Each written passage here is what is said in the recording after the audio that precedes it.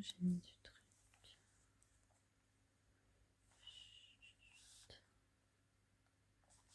Je vais mettre ici.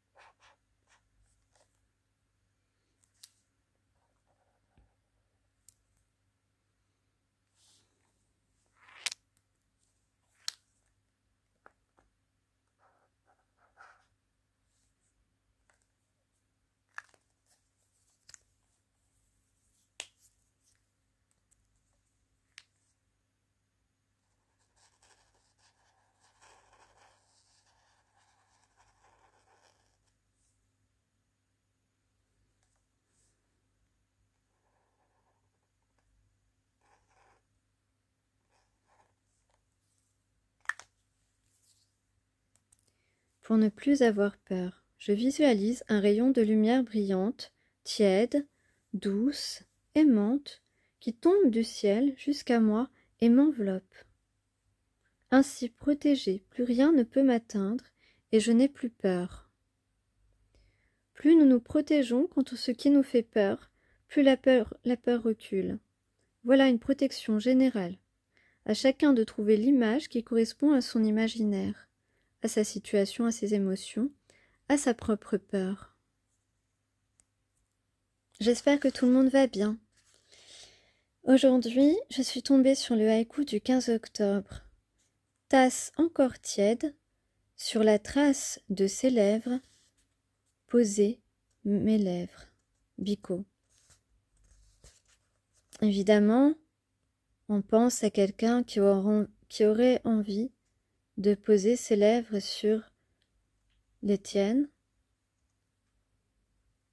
Ou bien c'est toi qui as envie de poser tes lèvres sur ses lèvres. En ce moment, on revient un petit peu à des énergies, des ressentiments plus sensuels. C'est comme si on revient à un geste, on se rappelle d'un geste, d'un regard, d'un sourire pendant ce jeu de séduction qu'on a eu avec la personne à qui vous pensez et qui était aussi dans la séduction avec toi. Alors on vous parle ici de savoir éprouver l'amour simple.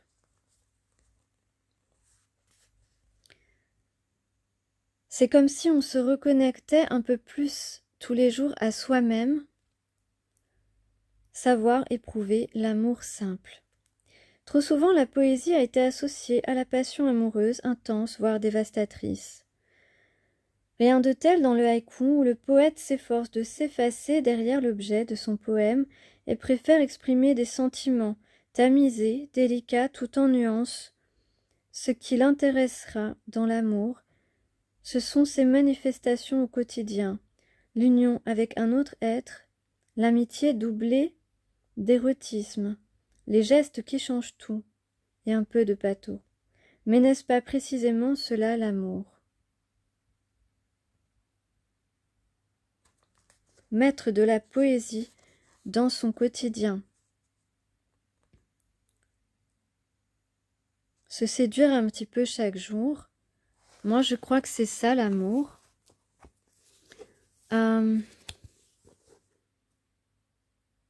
Évidemment.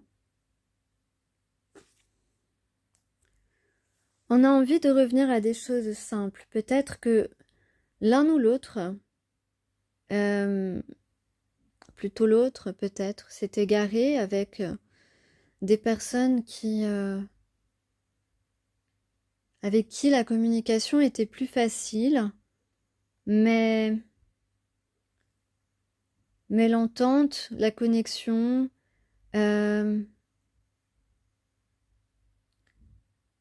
les ondes intellectuelles et émotionnelles étaient totalement opposées et incompatibles. Alors on a envie de revenir délicatement vers l'autre, délicatement, mais avec engouement.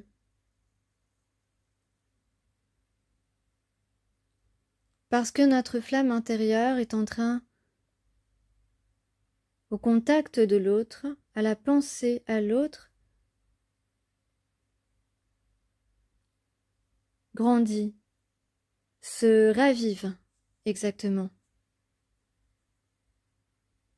Et on meurt d'envie de rejoindre l'autre personne, vous ou l'autre. Normalement, sinon, je suis dans le bon sens, sinon je m'excuse. Donc là, on a les énergies de la personne à qui vous pensez, qui est dans des énergies dont le romantisme se réveille. Il se reconnecte à ce romantisme. C'est quelque chose qu'il avait peut-être entrepris envers vous. En tout cas, ici, il veut aller vers une renaissance, faire renaître votre lien, faire renaître cette séduction qu'il y avait entre vous, cette connexion. Et il y a aussi une idée de réparation ici. On parle de réparation. Donc cette personne veut réparer ses erreurs, veut rééquilibrer les choses entre vous. On dit que vos rêves ne résultent pas, ces rêves ne résultent pas d'un caprice ou d'une imagination débridée. Ce sont d'authentiques visions spirituelles. Donc sois confiant, confiante. Donc inspiré par le cœur. Et l'une de vos missions et celle de votre âme sœur est d'aller vers la personne avec qui vous êtes le plus en harmonie pour pouvoir transmettre cette harmonie autour de vous. Voilà, on vous rappelle que ce dont vous rêvez vous revient parfaitement légitimement.